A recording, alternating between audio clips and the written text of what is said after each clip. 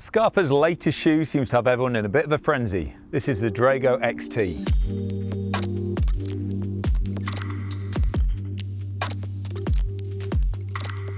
So the Drago is one of Scarpa's best-selling technical climbing shoes. It's probably one of the most worn shoes in competitions. You'll see everyone wearing them, and they already do the low volume and the standard. So why would you bring out a third Drago? So even though the Drago and the Drago LV share a lot of similarities, there's also a huge amount of differences. So I'll run you through some of those now. The most noticeable difference between the Drago XT and the other two Dragos is the fact that it's got two Velcro straps. So what that actually does is it allows you to compress the foot and get a little bit more tension at the forefoot, which they reckon will allow you to edge a little bit better. So that might make it perform outdoors a bit better than the others, especially on the small edges. So as a heavy person who's always thought the other Dragos may be a bit soft for them, I got quite excited about this. A bit more tension, a bit more outdoor. Got to give it a go. So it's not as simple as it just slapped another Velcro strap on there. You can see on the standard Drago that they've got this sort of Y closure here, and then it pulls it across to try and get the whole foot.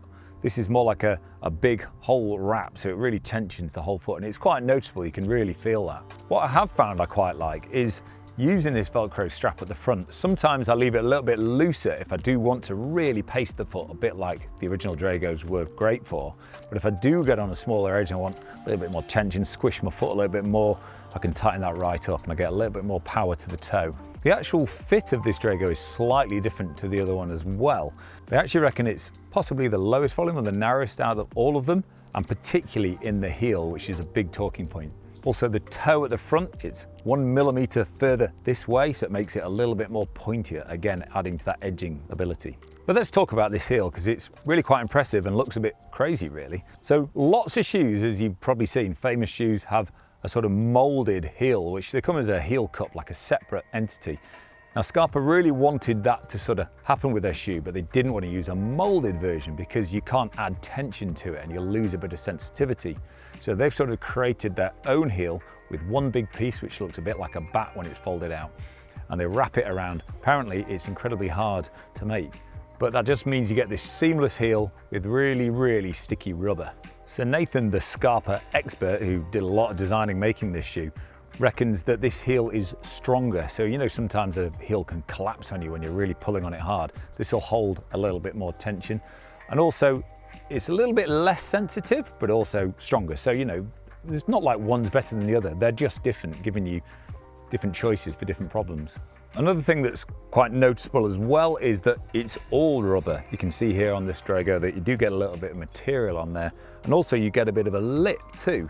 So again, pros and cons. This might feel a little bit more sensitive and it has a little bit of an edge on it. So sometimes you'll catch that edge and that'll be a good thing. Other times you'll catch that edge and it'll pang and it'll ping off and you might like lose your tension and fall off the problem. So the complete opposite over here, there's rubber everywhere and it's all one construction. So there's no edges to peel and pull and ping off. But both could work for different problems quite nicely. This rubber they've used on the heel is actually stickier than the XS Grip 2 that I've used at the forefoot.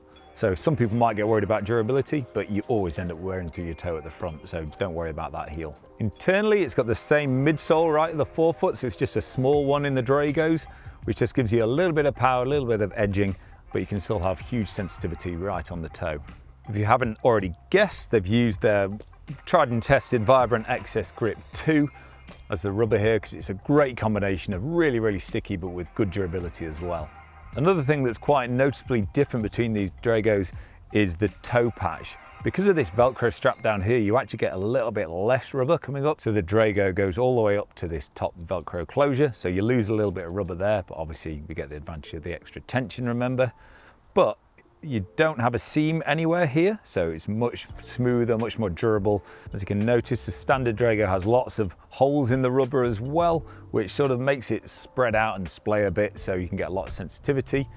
Now you can notice on the XT it hasn't got that, so that means it can feel a little bit tighter in there, maybe not quite as comfortable, but that does mean it holds you in place and gives you that extra tension you need for the edging. So again, pros and cons, there's not a wrong or a right, different options. So you might wonder why Scarpa needed to bring out another version of a Drago, or more shoes in general. There's already loads out there. But imagine if you love this shoe, yet you do all types of climbing, sort of indoor, outdoor, bouldering, trad, sport.